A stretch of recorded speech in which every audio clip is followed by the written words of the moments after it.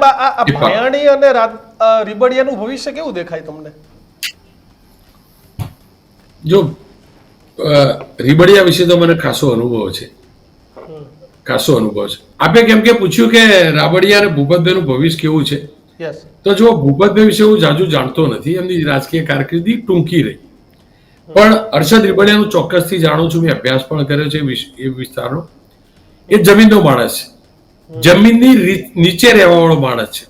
હવે જમીનની નીચે ખેડૂતની ભાષામાં કહીએ તો ડુંગળી પાક, ડુંગળીનું ઉત્પાદન વધુ થયું હોય એ વખતે ડુંગળીનો ભાવ ના આવે, પણ એ જ જમીનમાં નીચે પાકતી ડુંગળી જ્યારે ઉત્પાદન ઘટન કટોકટી આવે તો ડુંગળીનો ભાવ આવે ને. એટલે બહુ નેતા હોય તો હર્ષદ રીબડિયાનો ભાવ ના આવે, પણ જ્યારે જરૂર પડે એટલે ભાવ તો આવે ખરો.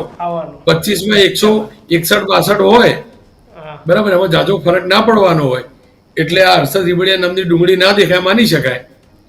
પણ ક્યારેક 70 જેવી સ્થિતિ સર્જાય 27માં કે એવું કંઈક થાય તો પાછો હર્ષદ રીબડિયા શોધવો તો પડે, નીચે જમીનમાંથી કાઢો, કાં તો કસ્તુરી છે.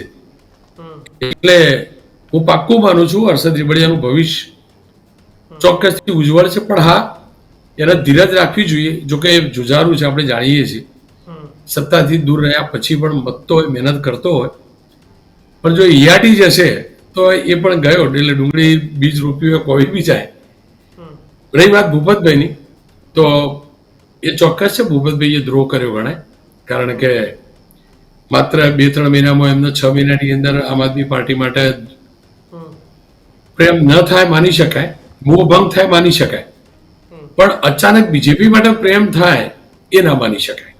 સપોઝ ભૂપતભાઈ નવા હતા, ખબર નહોતી કે આપ પણ આ કેટલા ખરાબ છે, ખબર નહોતી, વાતોમાં આવી ગયા, બરાબર, અને ઉભા રહી ગયા, ટિકિટ લઈને જીતી ગયા, પણ ખબર પડી ગઈ કે ના, આ તો હું ગયો તો બોગસ લોકો હતા, તો ત્યાંથી રાજીનામું આપી શકે, પાર્ટીમાંથી ધારાસભ્યમાંથી રાજીનામું આપી શકે. પણ અચાનક એવું ના લાગવા લાગે, નાનું બાળક નથી આ ભૂપતભાઈ, કે એમને અચાનક લાગવા લાગે બીજેપી સારું છે. જો કે હર્ષદભાઈ બી નાનું બાળક નથી, એમને અચાનક લાગવા લાગે કે બીજેપી સારું છે. ટૂંકમાં રાજનીતિ છે, પણ જેને વધુ ખેડેલું હોય ભાઈ, એ ખેડેલું કોઈ દાળ માથે નહીં પડતું. હવે ખેતર કોને વધુ ખેડ્યું, હર્ષદભાઈએ ખેડ્યું આપણે જાણીએ, કારણ કે પેલા વિધાનસભામાં કાર્યક્રમમાં હળ લઈને અત્યાર સુધી હમણાં છેલ્લે પણ ઇકોઝોન માટે લડ્યા હતા ભાજપમાં હોવા છતાં. જોકે એ પણ તો બહુ ઇન્ટરેસ્ટિંગ છે, હર્ષદભાઈ જો ચૂંટણીમાં ઉમેદવાર બન્યા હોત તો બધા આ જ પૂછતા કે ભાઈ હર્ષદભાઈ ઇકોઝોન શું થયું, પૂછતે ને. એટલે હર્ષદભાઈ વખતે લોચામાં તો આવતે, પણ જે હોય ટૂંકમાં હાલ ચોક્કસથી ગ્રહણ લાગ્યું એમના ઉપર, ભૂપતભાઈ ઉપર પણ ગ્રહણ લાગ્યું.